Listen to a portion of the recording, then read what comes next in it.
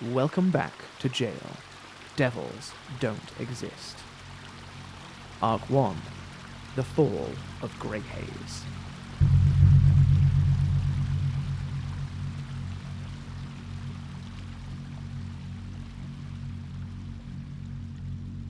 How shall I report back?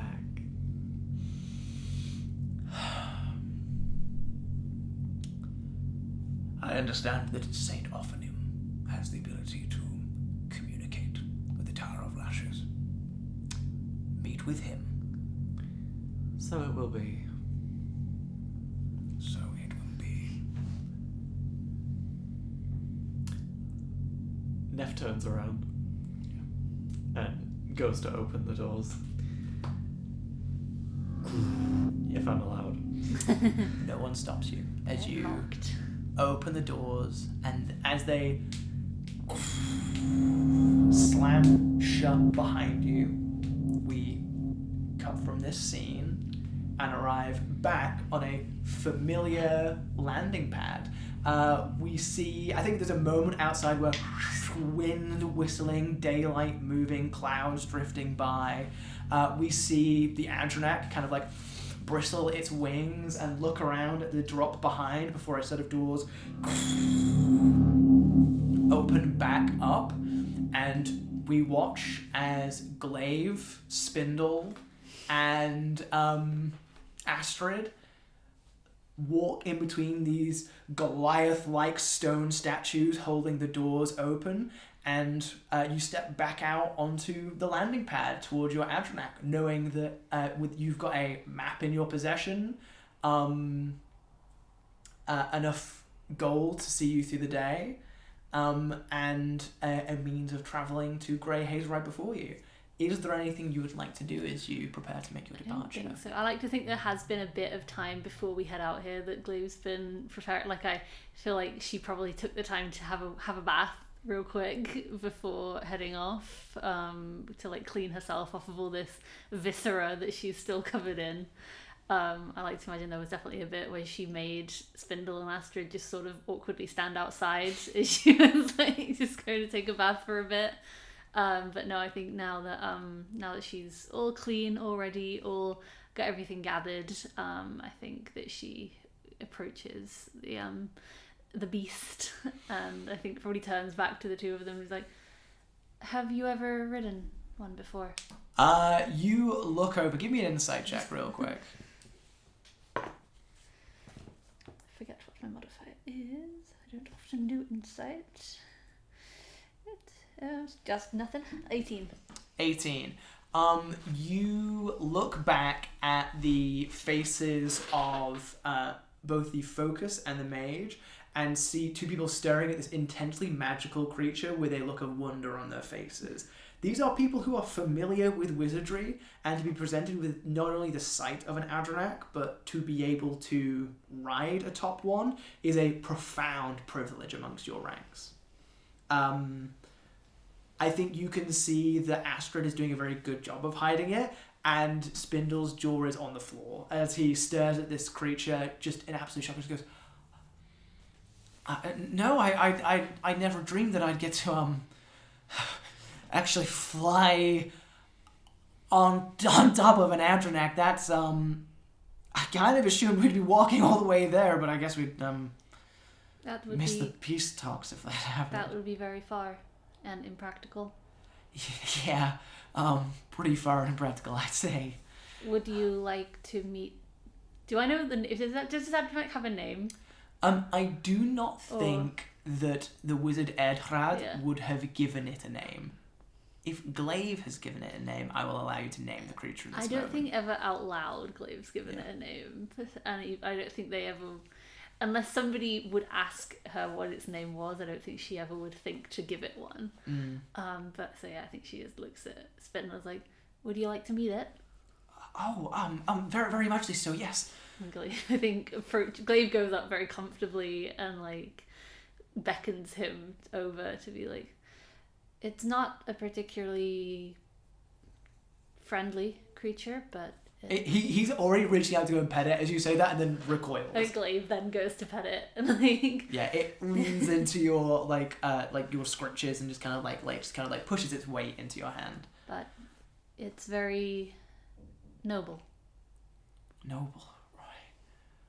Oh, okay, noble, gotcha. And I think wordlessly, I think Glaive grabs Spindle's hand and just like puts it up on like the side of like the face of the Adrenac to be like, come on. Cool. It's kind of just like a come on, man. This wouldn't be an animal handling check because Yeah. this is an arcane construct. So can I ask for a Arcana check with advantage? Yeah. That's a 21. 21, wonderful. Guiding Spindle's hand up, he's incredibly attentive and does almost the classic fucking film thing of he looks the other way with closed eyes as he. What are you doing? What? And he like. What are you doing? As he opens his eyes to look at you, the Adrenac puts its nose into his hand and he goes, oh! And just kind of like looks as he kind of like nuzzles into him and he's like, oh, it's cold. Why wouldn't it be? I don't know, it looks so alive. I thought that. It's magic. It's about as alive as I am. Actually, on that subject, and he's like kind of like petting the side of this creature as he goes, is it true? Is what true? Well, I mean, I know why the wizard Edrad in his wisdom has called upon me to attend to your every need. Glaive, right? Yes. Glaive. But you don't have a true spell. No. It's just that all Tamori have true spells. That's sort of how they are made, forged in that way. And how is it that you don't? It is my father made me with the intention that I would perhaps develop and find my true spell independent of his direct influence. That's so interesting, because that makes sense, but you need a true spell to be tangible. Like what are you, I guess, if you're not your spell? And you see at this point, Astrid gives him an elbow. He's like, oh, what? I could show you, but I would not mean to cause you harm. Oh, no. I didn't mean any insult by it. I swear, I want to know what I can do as your mage to best serve you, I guess. Yeah. Well, aside from the mission laid out Yes, for us, the Nethermancy scroll, yes. my other objective is to grow. To grow. All right. Just quickly, like, kind of, I guess, in what way? Just sort of, Father described it to me once in the same way that wizards learn their magic. Oh, like you get given you get given like a wand, and that lets you do stuff. So we need to find like a. No, in the way that you come to be able to cast spells independently. Give me a insight check. 15. You see a profound confusion settle over Spindle's face. As someone being incredibly, not just being like a Tamori, but as someone who's incredibly close to the wizard Edrad, about the nature of wizardry and that mages are not wizards and are distinctly different. And there's an element of that that's very deliberate, that a mage will never become a wizard. Looking at Spindle in this way, knowing that the wizard Edrad does not have a wizard apprentice, you can see in him the hope that he will one day become one, and the understanding that he is learning wizardry right now to one day become that apprentice. He is someone who believes the lie that becoming a mage will eventually lead to him one day becoming a wizard. Glaive, swallows. And I think to contextualize this in someone who is loyal to this system, you know that he doesn't deserve it. He's pathetic. He was crying on the floor earlier. Yeah. He does not deserve. This is not the kind of guy you trust with wizardry. Yeah. We're not going to give the guy with who sobs on the floor when someone puts thumbs over his eyes, fireball. And I think that's probably how you're justifying this to yourself as something that's okay and normal, and not something that's deeply sad and tragic. Yeah. Of course, this guy wouldn't be trusted with that kind of power, but he believes in a kind of delusion that one day he will be. Yeah, and I think Glaive inherently understands the responsibility of continuing that lie. Mm-hmm. So I think she looks at him and says, in a similar vein, but more so how you yourself will continue your journey as a mage, so that one day you will rise up the ranks and perhaps even become a wizard apprentice one day. His eyes light up. I will too need to go on that similar journey of growth on my own. Of course. Well, I mean, not on your own. Of course. Because we're here to help you on that growth, right? Absolutely. Okay. So we help you grow so that you can be the best tomorrow you can. Yes, it is the intention that I may become more than the Tamori that can be made alone. More than tomorrow that can be made alone. Wow. I love wizardry. This is great. Okay, let me get my things. And he starts getting his bags all prepped. I think you can see that Astrid is carrying most of the stuff and hands a bag off to him, and she just says nothing. She's just stood there, just looking at you. Give me an insight into Astrid real quick. She's so cool. That's a why am I looking? It was no modifier. 14. You can tell as she looks at you with a kind of discerning squint that she knows the lie too, and says nothing. I think that Glaive doesn't spend too long looking at Astrid. I think Glaive hasn't paid Astrid too much attention, or more that they have paid her a lot of attention, but is trying not to. And I think they just sort of nod and very quickly look away from her. Cool. You turn your gaze away and watch as the face of the Adrenac once again, metal parts of it folding inwards and outwards to form the wizard Edhrad's face as he blinks his eyes open and goes, Oh, Glaive, there you are. Any questions before you head off, or anything you'd like to do or get sorted or get ready before you sort of make your grand getaway? Who should I report to upon our arrival? That is a very, very good question. There will be 2 archmages within the town of Greyhaze upon your arrival. Make yourself known to them. Send my regards, even though I couldn't care less. And make sure that you make a good impression on them, just so they aren't suspicious of you. That would be the Archmage Frillwid Firebeard of Evocation, and the Archmage Adoration of Enchantment. Understood. Make yourselves known to them. I must also, unfortunately, the Adrenac will not be able to accompany you on your journey. I will drop you off in Greyhaze, as it were, but I need to go on a little work trip, a little work do myself. So, yes. Of course. I am very appreciative of the Adrenac's aid once again. Of course, Glaive. You have the map on you? And your gold? Wonderful stuff. Then hop aboard and we shall set off. Thank you.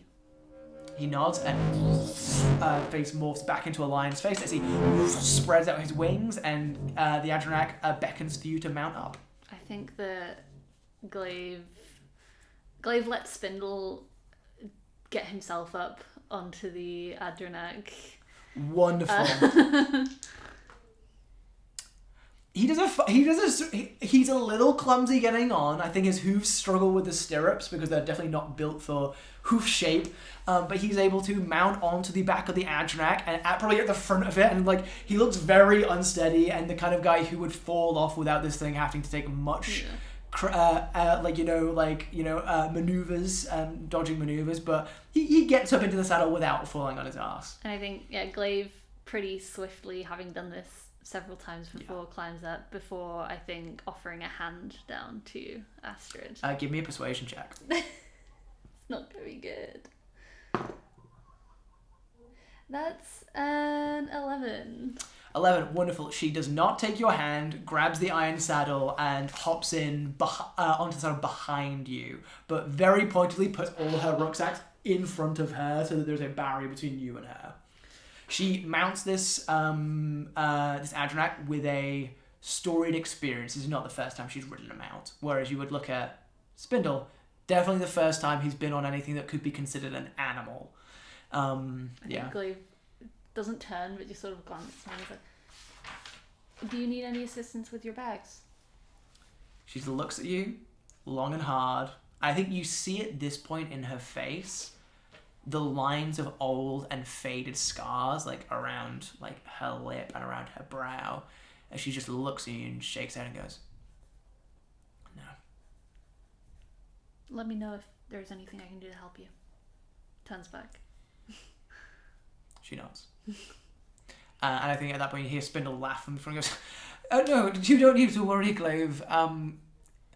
Her job isn't to be helped by you. She's supposed to be helping us. She's there to carry the bags and make sure luggage doesn't fall off this thing. I understand.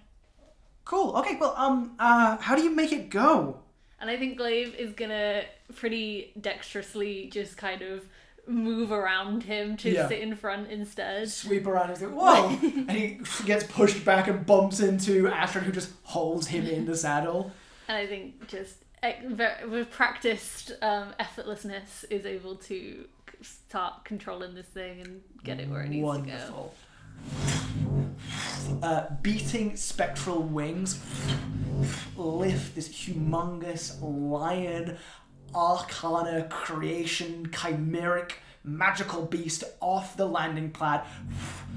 There's a moment where you're just there creating wind as you begin to lift off the pad before it folds in its wings and drops off the side of the pad, bombs down the side of the Conjuration Tower, and you can hear behind you Spindle screaming as you plummet towards the earth, and just at the last second the wings bounce out, and riding on a uplift convection current, you sail above the grounds around the Wizard's Tower and buzz past this humongous Tomori that still stays there, lingering on the castle walls as it watches you crest over its shoulder and go flying. I think you would probably be heading in... something.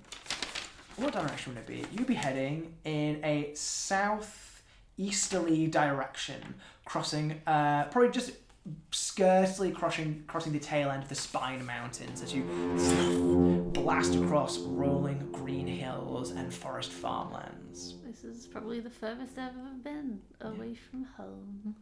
And that thought crosses Glaive's mind as you sail off towards the horizon during mid-morning. That same mid-morning sky shines down through a domed glass ceiling. The top of the Tower of Lashes is almost like a spherical greenhouse. Again, gold filigree holding in clear panes of glass, and around its periphery on the outside, decorated by these humongous golden spikes that reach outwards like great lashes or tusks surrounding an eye.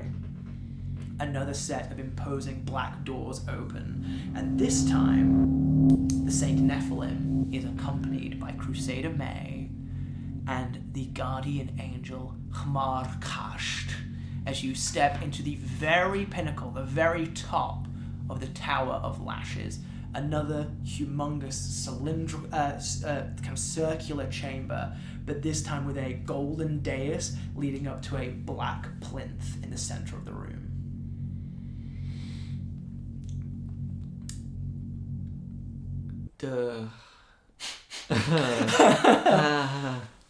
She kind of exhales and looks around. Are there any people up here? It's funny you should say that. As you look around, there are the standard temple guards, monstrous-looking paladins who stand at each, again, like very almost kind of similar in the same vein to. Yeah, more description is described. More description is described. More description is needed. And you're in a glass-domed room, and there are landing platforms heading off in the 4 cardinal directions: north, south, east, west. And there are openings there that just let in the howling wind. All of this centers like a cross in the center of where this golden dais is. And in between the points where all those different platforms lead out into the open air in a long drop, guarding on either side of those entrances, you see imposing, monstrous paladins of your order, wearing solid, well, not solid gold, but filigreed golden armor. These guys stand at about 10 foot tall each and are built as wide to match. Faceless figures who have helmets that just are kind of spherical and condensed into a single open eye. There doesn't look like there's any actual eye holes on these helmets, just this metal golden eye that stares forward. They wear long white tabards, and no single one of them wields the same weapon. So one has a long sword and a shield, another has a halberd, one has 2 hand axes, another has a great war maul on their back. But about for each of the cardinal directions, so about 8 of them flank around the periphery of the room, both guarding the dais and also the drops off the side. Stood at the foot of the dais, you see a figure that would perhaps be the first individual you've seen here to fill you with hope. As you see... what is their name? You see a little tabaxi. I believe it's was it the orthodontrist or The orthodecorist. the orthodecorist? You see the orthodecorist of the Clarity stood at the foot of the dais. They turn around to behold you and are immediately, no insight check required. You look at this person's face and see in them a profound worry centered on you and making sure that you are okay as they make towards you. What does this figure look like? They're a little calico cat who's covered in more jewelry than I am. They have long flowing robes. I think they're about 3 or 4 foot tall, so the robes drape so far on the ground behind them.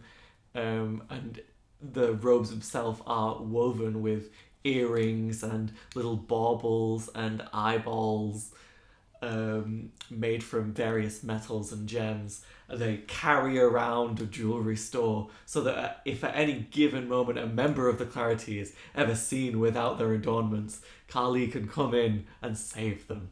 Kali, wonderful. Yeah. Kali comes racing up to you. What was Kali's pronouns again, sorry? Kitty cat. Good. I have no idea. Cool. Is it alright if we go for just they, them with them? Yeah, that works for me. Cool. They come racing up to you. They are a brilliant calico design. So, they have this hood, but there are cat ears and little holes that have been cut into the hood to let their cat ears come through. One ear is brilliant orange, and the other is brilliant dark black. And those colors blend down over either eye of either face. And then a lot of the rest of them is white with those dappled orange and black spots across their body. They've got brilliant green eyes, and big eyes as well, and everything is pierced. They've got a septum and then another nose ring in on the side that then has a chain going over the front of the cowboy hood to another ring through an ear. There are many different earrings in the ear. You would be. You see they've got stretched lobes as well that have golden stretches in that are marked with the tusked eyes of the Clarity. And then you can see that they've got a variety of different dermal and skin surface piercings as well, which is fun because they're covered in fur, so it just literally looks like tiny points of gold in this either side of like their cheeks and underneath like their little cat mouth, and like they've probably got like the equivalent of like snake bites in there as well, and then they've probably even got some stuff like in their actual like the loose skin of their throat going down. It's a little gnarly. They have like So- 6 nipple piercings. Yeah, you just can't see them right now. Yeah, lots of nipple piercings. Everything with the clarity is a little bit gnarly. Yeah. They come running up to you, and again, whilst they are wearing these beautiful robes, they have what is the equivalent of a giant wooden backpack on. They've got these leather straps that like are tied around the shoulders and then tied around like the midriff, like down here, to hold what is effectively just a walking shelving unit that is attached to their back with multiple drawers that they can reach into and pluck stuff out of. And they're all labeled in like celestial rather than any other common tongue, with stuff like eyes, nose, fingers, toes, just all the different parts of the body that in theory could be pierced. And the first thing that goes, God, they have done eye piercings in the past. Yeah. As they come racing up to you and immediately, I think, yeah, give me an insight check just real quick into the orthodecorist Kali. Oh, come on, bitch. 9. 9. No. It's 8. 8. There is next to no reverence for you and your station. Understandably. And infinite care in the place of it. Yeah. You're not able to place why or how, but that's the thing, is that there's no, unlike May, who's constantly striving to be like, I am in charge, I am following the rules. The orthodecorist runs up to you and just goes, "Oh, Nephi, is everything all right, my dear?" and goes to take your hands immediately without even thinking. Yeah, I clasp both of their little paws. I heard you had a meeting with the archbishops. What is happening? Oh, I thought that you were being taken off to the Gaius tree to be strung up. I was going to be like, no, Wern, fuck off. I'm not about this. honey. Yeah, you see a temple guard that looks over in her direction and looks back away. I raise a hand of apology. What is happening? Why are you here? Great tidings. Peace is on the horizon. I'm off to the peace talks right now in Greyhaze. The peace talks? What is this? The war. It's gonna be over. The strife of spires is over? We think so. Ha! We hope so. Fat fucking chance of that happening anytime soon. Saint Ophanim is there right now trying to... Oh, the least useful saint is there now. That is good to hear. I see why they are sending you then. They need someone who knows what they are doing to lead this, huh? That's very kind of you to say, and very cruel of you to say about my sibling. Bah, well, you know. They could stand to be more interesting, is all I'm saying. They have no piercings, you know. It is ridiculous. It is a choice to... Caps on the horns, nothing else. No. What is this? It's not very, reverent. No, but I suppose he is the saint of renewal, so not the saint of reverence, huh? No. I wanted to, bend your very decorated ear about something. Of course, by all means, my dear. Please, do you need these bastards to go away, or can we speak in front of their faces? May? No, the big ones, the ugly No. ones. May, will they be okay? You see, May looks to you and goes, regarding what, saint? Certain knowings that only high officials and select people should be aware of.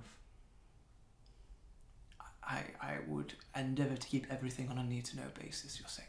And she nods. Clear the room. You call out, and they all look to you in this moment, and then you see all the decorist looks over and goes, "You heard her. Fucking move." Give me either a persuasion or an intimidation check with advantage.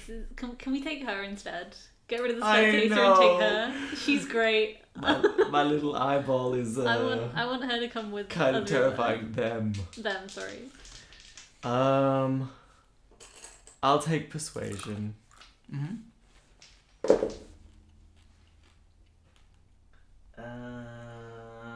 Dirty 20.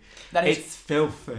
That is just enough to get over the DC. Like, this is a hard check. I think you see the guards consider each other for a moment, And seeing that it's literally the highest ranking members of their organization, you see one by one in complete silence they move out and leave the four of you alone in this space, slamming the doors behind you. And Kali just kind of looks behind him and goes, "What is going on? Why are you going to Greyhaze?" I reach into May's sleeves and pull out the scroll. You've been around a lot.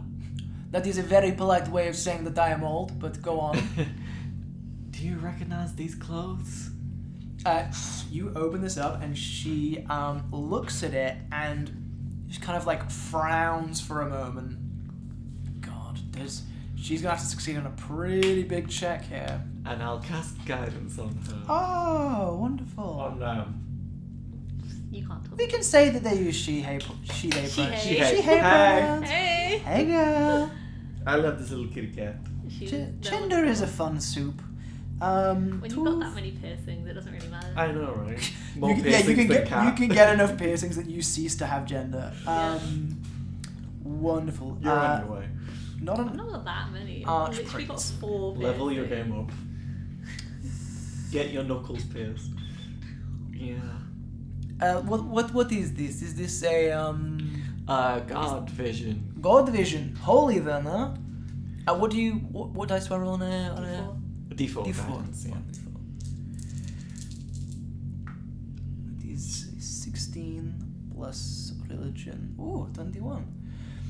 How did you see this? What context? Tell me more. Between here and dreaming, Uh-huh. the clarity showed me, placed me between it and this being with a green-blue aura that sought to communicate with the clarity or damage it in some way. I tried to reach out with magics, but my soul was not bright enough to penetrate its corrupting of the entering of the dream space. Corrupting the dream space, huh? Entering it. Well, looking at this, I do not see someone who would be a member of our order. I would not say. No, I don't recognize the. He does not look like a origin. clarity. He does not look like a Moronite. He looks even here in this torture too happy to be a Moronite. Could be fidelity, but again, where are his wings? That does not make sense. The swords and the headpiece is beautiful, but I do not know who this is, or where this person comes from. I'll tell you this: I do not know. They do not look Belgardian. That is for sure. I suppose I should put it aside for now. I have worries on this continent. We do not know what lands dwell beyond Belgard. The rest of Jail is a great mystery. For too long have we spent centuries stabbing each other with big pointy things. Oh, And- that reminds me. Here Oh. you go. A present for me, and takes the I knife. give her the knife. And I am doing what with this? Whatever you want. Whatever I want? It Saint is. give me a knife, tells me I do whatever I want with it. Might go and stab that archbishop, huh? I'd prefer if you didn't. So would the stab entirety somebody of the church. below your station, maybe, if you Well, want don't to. punch down like that. Well, exactly. Don't stab anybody. Maybe sell it to someone in need. Sell no. it. I look- Sell it and give the money to someone in need. I look like I need to sell things for my need. No. Sorry to insult. No, it is quite alright. I'm definitely not selling a knife in this city. Are you kidding me? A Migdrillin? Forget about it. I will find it in my own ass that same night. I will keep this for you nice and tidy. Where did you get this? You shouldn't know that. Plausible deniability. You know what? I will take it. We will work with that. And they just kind of like fold it inside there. They open a little drawer on their back and just like put the knife in there and put it closed. So, The real reason we're going. The peace talks are happening, but we're being sent to find a warhammer. A warhammer. Something holy to the Morganites. The Moronites. More like Moronites. Huh? Ew. Like Moronites. Fucking got him. I'm not even here. Who said that? On the wind? Some sort of flying lion. There's a temple somewhere apparently in Greyhaze that I'm supposed to find. And found this Warhammer whose name And it is a Moronite temple. Sorry, what is the Warhammer called? I can't remember. Help me, please, DM. I think. Give me a quick history check to see if you can recall what it's It was called. Gore DC 5. something. Grovel Thrash. 10. Yep, that would be called Grovel Thrash. Grovel Thrash. And you know that it was apparently an artifact from during the years of bloodied reeds. So that was the time that the church first broke apart and had its schism. We love a good schism. Love- Here in jail, we love a good schism. So Love many a schisms every day. Yeah. One war ends, another schism occurs because we're not fighting enemies anymore, so we gotta fight ourselves. Yeah, well, And this then I is got the the way. vote of confidence from the meanest son of a bitch in this tower. That was rude. Yeah, it is true as well. So what, do you go for this thing called Grovel Thrash? Yeah, I'm supposed to bring it to the Archbishop and... That sounds great. Give the man who's in charge a hammer that is called that. That will end so well. Well, he's too weak to lift it. So, He's a spindle of a man. yeah, he looks like a spider. Ugly spider at that. Okay, so what, do you go to this town, you get the Warhammer, you come back? I guess. Alright, well... And also make sure that Ophanim doesn't fuck up the peace talks. Good luck with that. What are you doing for food, drink, whilst you are there? It is a Moronite place. They will not, It's a Moronite place? well, sort of. It is not, It's not ours. not clarity, you know? It is neutral, so they will not care about you if you sleep on the street. So, what, how are you going to, I have 15 gold. So actually, what we'll say is you don't have that money on you right now. I don't have any money. People just give me things here. Well, let me be the first to give you something. They open the drawers on their back and start rummaging through. You, on your character sheet, have 15 gold pieces. What item is given to you in this moment, made of solid gold, that is worth 15 gold pieces that you can wear on your person? And that can be used as currency. Yeah. How about an arm cuff? Yeah! Everywhere else is kind of full of with jewelry already. Let me just see. Jewelry I'm not willing to part with. So we've got for Neph. So we've got golden arm cuff. Anything cool you want to specify about it? Maybe it's from the Pursuit. Ooh! Old shit. That's insane. I'm trying to think about what this would look like. Marked then, like, because it's a golden arm cuff, would you say it's wide enough to have anything etched on its surface? Yeah. Or, cool. So it's probably taking up like a good amount of your bicep there as you kind of like, as it's handed out to you, you begin slotting it on.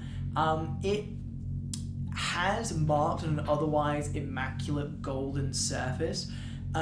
If it's from the era of the Pursuit, has an image of Gaius Artorius on it. So you see a human-looking man, flowing, coiling hair, a ribbon of silk that moves from his shoulder and so conveniently covers anything that could be considered his pride and shame.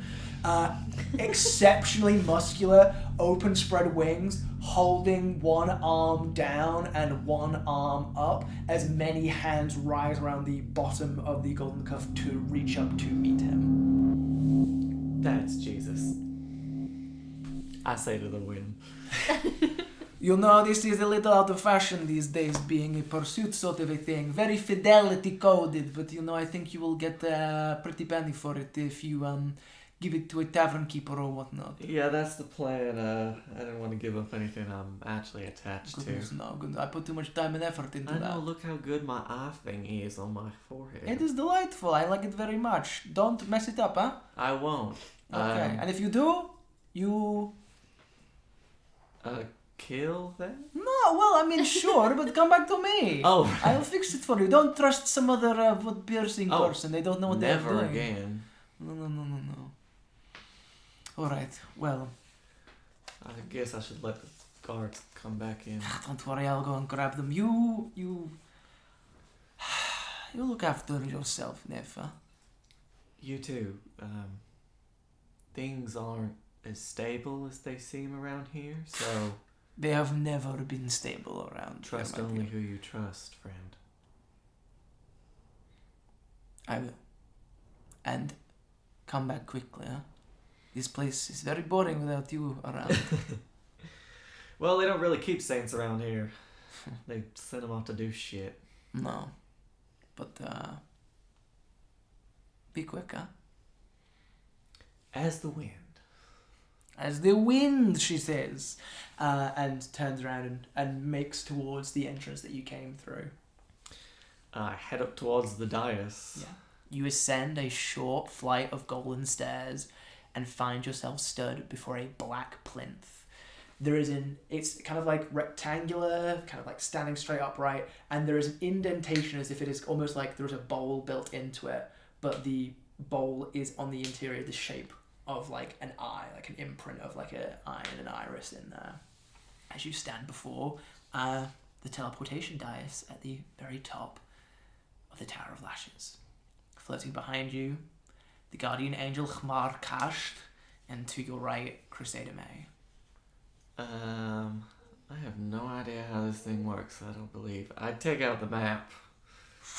Yeah, as opposed to the super sci-fi cool magic map that Glaive has been given by her dad, you got ink on paper. And yeah, You are here. it outlines the 5 districts. You see city walls, a river cutting a mark through the center of town.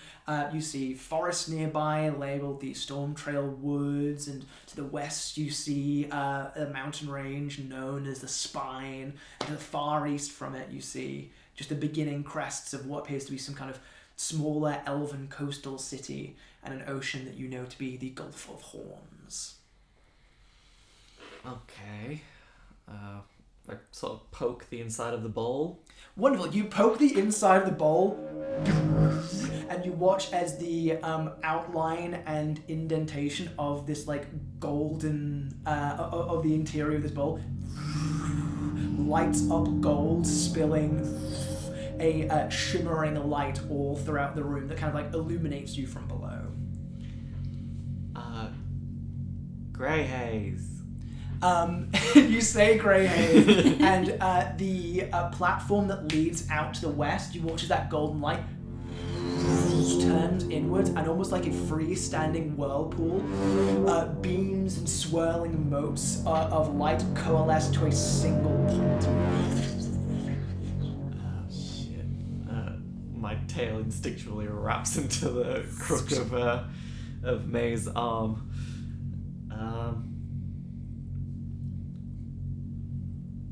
In its gaze, I command thee, teleport us. Or something. Arcana check. You keep pressing the area around. Yeah, give me an Guidance. arcana check with advantage. Oh, thanks, I'll May. say as Crusader May clears her throat. Oh, shit, bitch. 16. 16. May all the leans help in over the and world. goes, I believe my saying that the portal has been conjured. Oh, we're walking through. Yes. Oh, okay. I understand that it is a leap of faith. Oh, well, that I can do. And I break up in a sprint. Whee! Wonderful. You and Crusader May race up, dive off, because it is like, there is like a triangular platform that goes out to like, it would be like the west there, thereabouts. And as you race over it, like the triangular platform ends, and there is this swirling vortex of light that's just like a foot away from where the platform ends. So you have to run, leap through, and immediately the two of you vanish into the spiral, pursued by your guardian angel, who vanishes into the portal My likewise. surveillance drone. Your surveillance drone.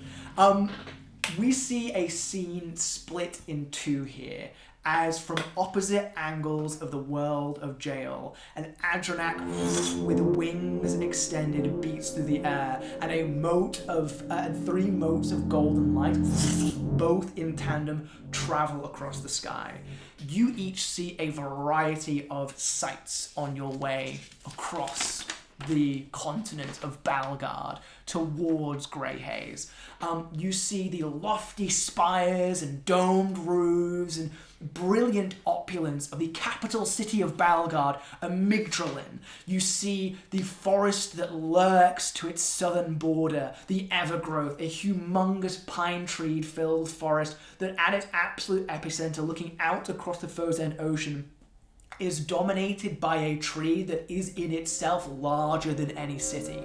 You race past those sites, past a city that is sunken into the earth, a great hole in the ground from which the sounds of industry and movement echo as figures dart and dash out atop black and dark carriages, and over a mountain range that rises to a pinnacle like a great ridged spine separating the land. You blitz across these vistas and over great dense forests of pine trees where the water of a rain that never ceases coalesces into rivers that flow to the sea, to the Gulf of Horns, an inland ocean to the far west that is bordered by the city of Tir Karagris, an ancient elven coastal city.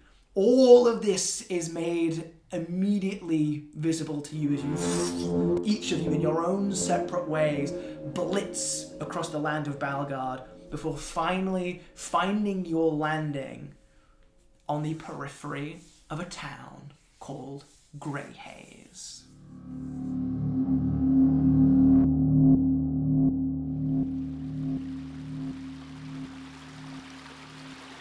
Gaol, Devils Don't Exist is a podcast licensed under a Creative Commons Attribution, Non-Commercial, Share-alike 4.0 international license. You've been listening to Molly Little as Glaive, Quinn Riley Rowe as St. Nephilim, and Sam Pay as all the devils that don't exist. Please like, share, and subscribe. For more content and a peek behind the scenes, follow us on Instagram, TikTok, Tumblr, and BlueSky under @jailpod and @jailpod.bluesky.social. That is @jailpod, spelled GAOLPOD. Thank you for listening.